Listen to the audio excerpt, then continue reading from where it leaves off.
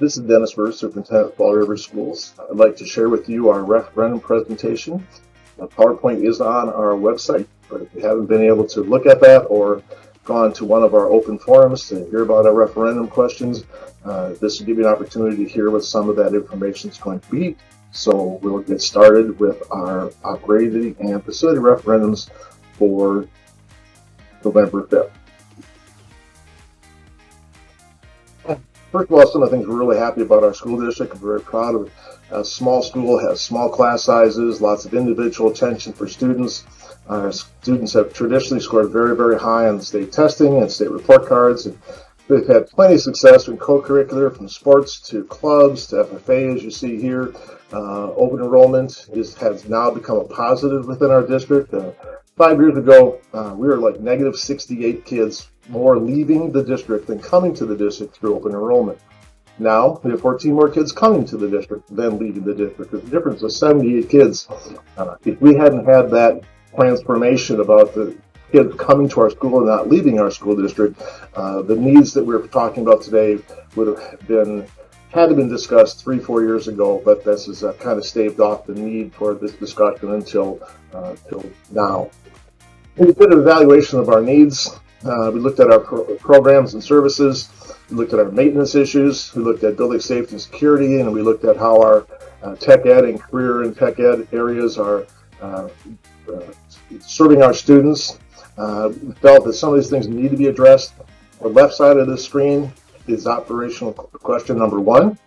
The right side of the screen is the facilities referendum question number 2. So the purpose of number 1 referendum is to maintain our current program and services and staffing for our students so they get the same programs that they've been getting and same good education that we've had here, and also to take care of some of the minor facility needs, not the large ones. The large ones are on the right. The tech ed area, looking for an expansion of those and modernize the learning facilities that the kids are in, improving our pool, and also building safety and security, which is important for our kids every day.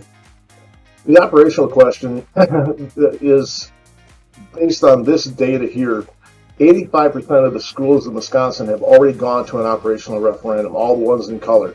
The white ones, and you can kind of see Fall River, we're in the middle here, one of the very few, about 50 schools that have never gone for an operational referendum. We have done very well financially, try to be as responsible as possible to stave this off as long as possible. But the way the economy has gone with the state's funding for public education, it's really become the time to do that now.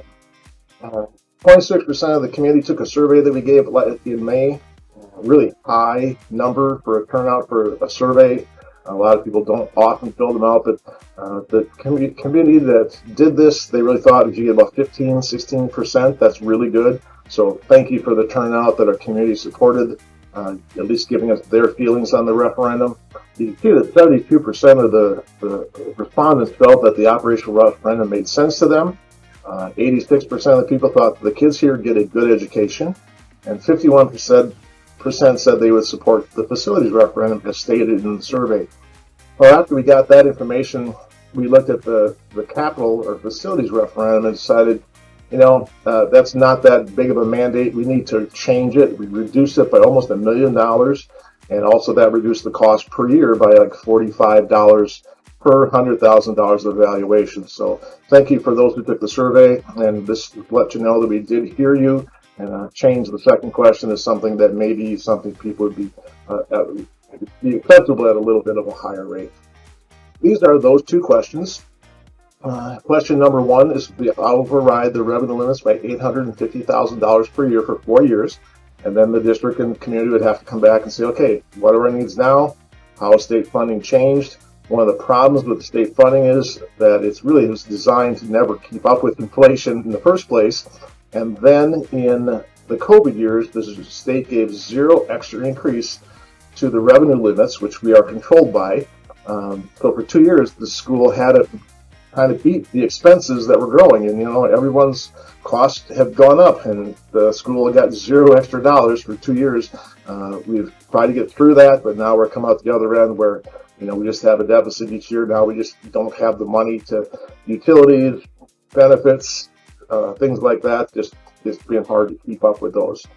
The second question on the right is to borrow $9.85 million to build a new facility addition onto our building for agriculture, tech ed areas, auto shop, wood shop, metal shop, ag classroom, and to redo our swimming pool. It's like 65 years old and it's never really been changed. We did do the guts of it downstairs last year. We took care of the filters and the pumps and the things that pump the water through the pool, but the actual pool itself is in need of work. We've also looked at door security, secure entrance. We had a fairly secure entrance, but now with changes that people have realized there's even better ways to secure the front of the building, so we'd like to add an extra layer of protection at the front of the building. So there's operation question number one again: maintain our current programs offering services so kids get the same education we've been getting. Transportation needs, that's actually a new bus. Utilities and technology needs, maintenance. Some of those things we're looking at there. One is to increase the size of the parking lot. One is to add a big piece of equipment on the playground for kids that would be open to students in the community all year round, not just during the school day.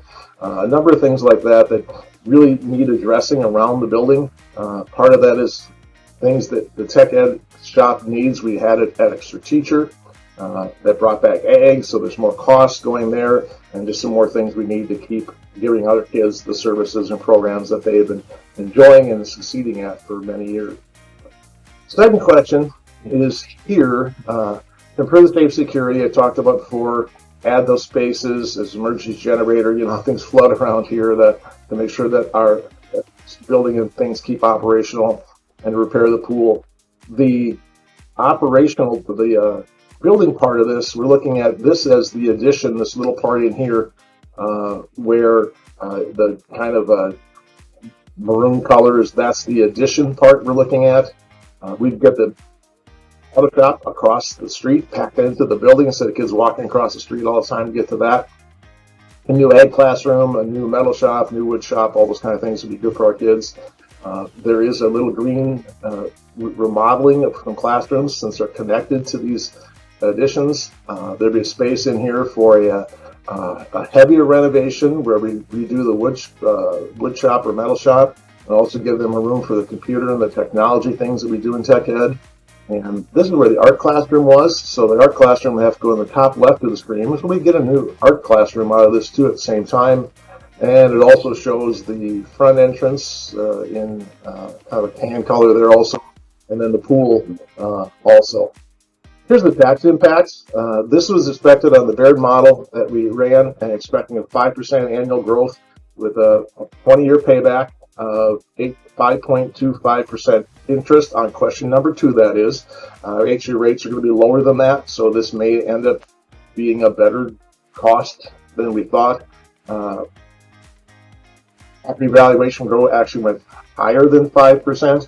So these mill rates that I'm adding on here, those numbers might be slightly less than that, but as property values went up, it all comes out to about the same number of dollars. So question number 1, to add $850,000 per year to the revenue limits for 4 years, is adds 19 cents to the mill rate, or $19 per $100,000 valuation. And we did this to show you now that we could go through $200,000 property, $300,000 property, did some of the math to show you that's the expected tax impact of question number 1. Question number 2 is expected to add $1.53 to the mill rate, or $153 per $100,000 of valuation.